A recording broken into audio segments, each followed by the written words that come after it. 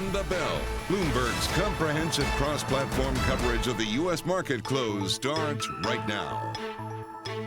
And right now, we are 2 minutes away from the end of the trading day. Romaine Bostick alongside Katie Greifeld, counting you down to the closing bell, and here to help take us beyond the bell. It's a global simulcast with Carol Massar and Mike Regan. Welcome to our audiences across our Bloomberg properties on television, radio, originals, and even those folks streaming on YouTube. The headline numbers here are not market numbers, Carol. They are $5 billion from J.P. Morgan, Bank of America, Citigroup, Wells Fargo, among $30 billion in deposits being injected into First Republic Bank. Yeah, banks to the rescue, or maybe I shouldn't say rescue, but certainly there to shore up First Republic in particular, and that has definitely shored up the overall equity trade in today's session. We just had a guest on, Vance Howard, over at Howard Capital Management. They're a registered investment advisor, and they have about 40% in cash, 60% in the market. So pretty bearish tone there. But he says whenever a bank fails, it gets my attention. He was there during the great financial crisis, and he says, where is the next risk? So, it's making people still nervous, Mike.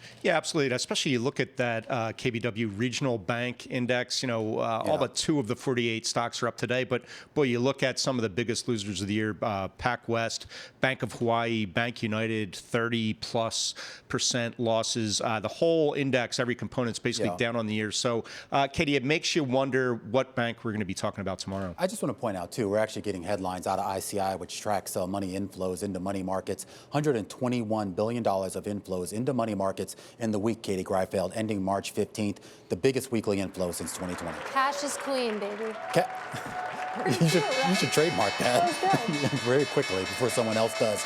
All right, folks, let's walk you through the numbers because we came into this Thursday morning and it looked like it was going to be a down day. Concerns about the banking sector, at least for now, appear to have abated. The Dow Jones Industrial Average higher by more than 1% on the day, roughly about 375 points higher. The S&P 500, which opened in the red, higher by about 1.8% or 68 points. The NASDAQ composite, which surprisingly had actually been up for 3 straight days, now a fourth, up about 2.5% here at the close. And the Russell 2000, very heavily weighted towards banks, up on the day by about 1.5%. It's like everything is awesome. Interestingly enough, you've got, and maybe no surprise. I'm sorry, Carol. I'm just going to jump in here real quickly. Just some more headlines moving here on the First Republic bailout. This is a 120-day commitment here. The initial commitment on this is 120 days. 120 days. So we're talking about 4 months here.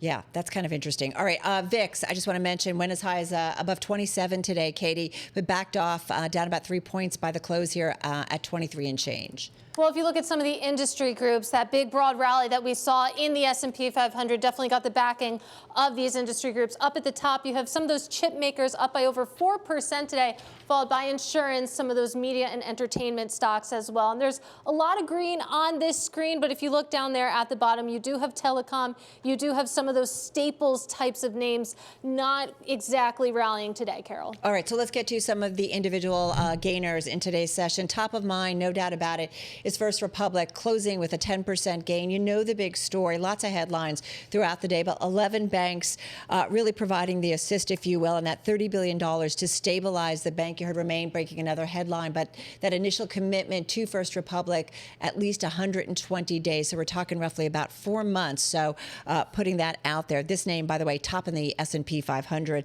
Another one top in the S&P 500, NASDAQ 100 were the semiconductor names. AMD among them, that stock up almost 8% in today's session. Susquehanna upgrading a couple of names within the space overall, Intel, Qualcomm, and Skyworks. That was a pretty bold call by Susquehanna, too. Right? I agree. I mean, they're basically calling the bottom in the cycle. Yeah. They said smartphones, PC, consumer end markets, all of the down cycle has passed. That was their word. So we've seen a boom in that group overall. And then I just want to mention FedEx. We are going to get earnings after the closing bell, and it's up ahead of that, up about 4.5%. It did rally as Stifel upgraded it to a buy who sees too much opportunity to ignore in FedEx. We'll see when that company reports. Stock up about 17%, Mike, year to date. Yeah, Carol, on the downside, I want to get back and talk about those office REITs. We do have Boston Properties. That's an office REIT with big presence in Boston, obviously, but also Washington, Midtown Manhattan, and San Francisco. Down about 2.3%. It was down a lot more earlier, but then kind of caught the updraft of the market, but touched the lowest price since 2010. Really just a lot of concern out there about office REITs these days. Driving that yield on that REIT actually up to 7.3%. So a juicy yield, yield, but apparently a lot of risk there people are worried about. Another one, Alexandria Real Estate Equities.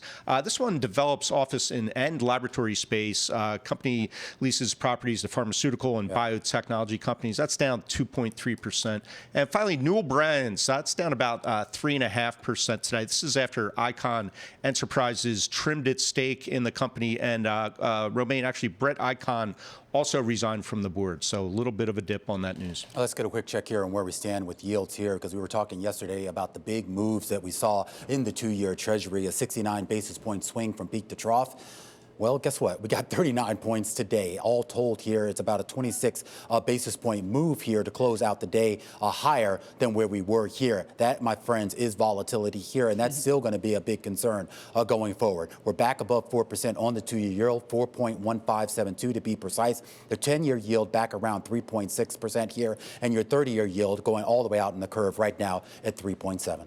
I mean, the volatility that we've seen in the Treasury market has just been shocking. When you're talking about sort of the ballast of your portfolio, to see that kind of volatility, not so great. FedEx earnings crossing the wire right now. Those shares had a great day, as Carol just mentioned, and they're higher in after-hours trading. Their fiscal third quarter numbers on an adjusted EPS basis, it's a beat. 341 versus a street estimate of 271. Revenue for the fiscal third quarter, $22.2 billion. The street was looking for $22.7 billion. The company, though, does increase its full-year fiscal 2023 outlook. That is the big headline, and here are the numbers. On an adjusted EPS basis, here's the range. $14.60 a share to $15.20 a share. The street was looking for 14. The company, Carol Massar, also saying that it continues to see its CapEx spending at around $5.9 billion for the full year. Yeah, stock off and running. A good day, a bullish day, certainly in the regular trade, up another 17% in the aftermarket. As you say, when it talks about its fiscal year adjusted EPS, $14.60 to $15.20 a share, $15.20.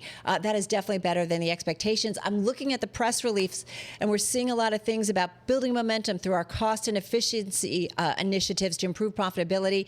They're talking about, just being more efficient, if you will, Katie. And I feel like that is what we're hearing from a lot of companies. They're figuring out ways to kind of weigh in expenses and costs. And just for some context, remember that FedEx had reduced its headcount in February. They did announce that they were announcing manager roles were going to be reduced by about 10%. It saw some upgrades in the wake of that. And again, looking at the press release, comments from the CEO saying that those cost actions, they're starting to take hold. That is driving that improved outlook for the current fiscal year. We should point out UPS shares also starting to gain here on the back of that, Mike. Yeah, and FedEx obviously such a big macro story, not just an individual name. So, does this strength really relate to a strong consumer in the U.S., globally? And how does that play in a market that's really hoping for the economy to cool down a little bit, Romaine, to get this inflation problem under control? Yeah, it's interesting, too. They do talk in this press release here about demand weakness here, and they specifically put it on the shoulders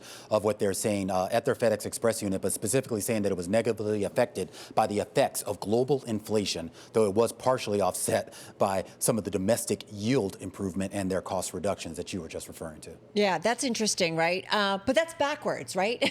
And so their outlook, they seem to some extent very upbeat, if you will. And so this is what we want to kind of get an indication, especially amid this turmoil. And it'll be interesting on their call, Katie, if they address the market volatility that we've seen and the, kind of uncertainty in general about the economic outlook. And you can see FedEx shares currently up after hours. And this had been one of the outperformers in the space. I mean, year to date, before the close today, up 18% year to date. All right, we do want to go back to the big story of the day. Of course, that involves the banking sector and First Republic. First Republic now coming out with a statement with more details here about this injection of liquidity by the major banks. First Republic did say that as of March 15th, yesterday, that they had a cash position of about $34 billion. That did not include the $30 billion of uninsured deposits being, of course, backed by Bank of America and the 10 other banks here. They also said that from March 10th to March 15th, and I think this is interesting, bank borrowings from the Federal Reserve varied from $20 billion to as much as $109 billion at an overnight rate of 4.75%. So a little bit of a peek into some of the stresses that bank was feeling just less than 24 hours ago. Yeah, right. So a different picture, and we certainly saw it play out in the share price today. So we'll see what actually tomorrow brings and whether or not we see this tone continue and maybe some things calming down, or whether or not, as we keep saying, are there any other shoes to drop? So we'll be on it. All right, guys, that's a wrap. Our cross cross-platform coverage, radio, TV, YouTube, and Bloomberg Originals. We call it Beyond the Bell. We will see you again, same time, same place tomorrow.